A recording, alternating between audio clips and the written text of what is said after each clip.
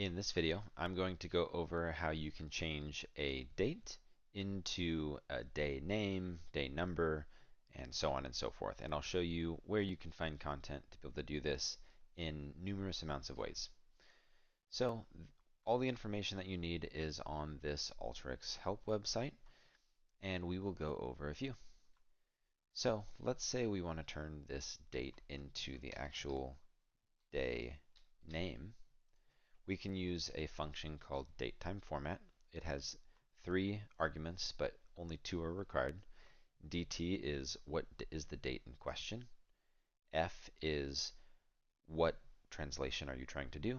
And L is, are you trying to turn this into a different language? We're going to stick with English, so we'll just do the first 2. The date in question is going to be my date.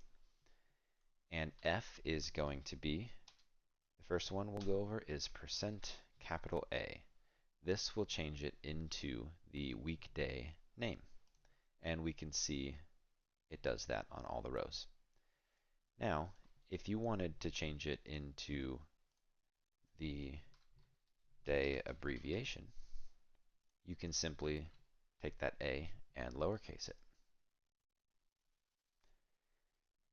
Further, if you wanted the day number, first option, or the day number, second option, you can just use, again, the date time format. But on this one, we can do lowercase u, and on this one, we can do lowercase w. Now you'll notice that in this preview, we're getting the same number, but if I hit run, you will see the difference. The difference between these two is that Sunday is either categorized as a 7 when you're using the lowercase u, or it's categorized as a 0 when you're using the lowercase w.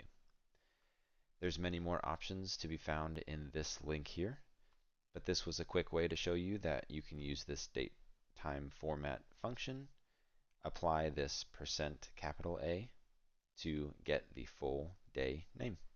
If you have any questions, please leave them below. Otherwise, I look forward to seeing you on the next video.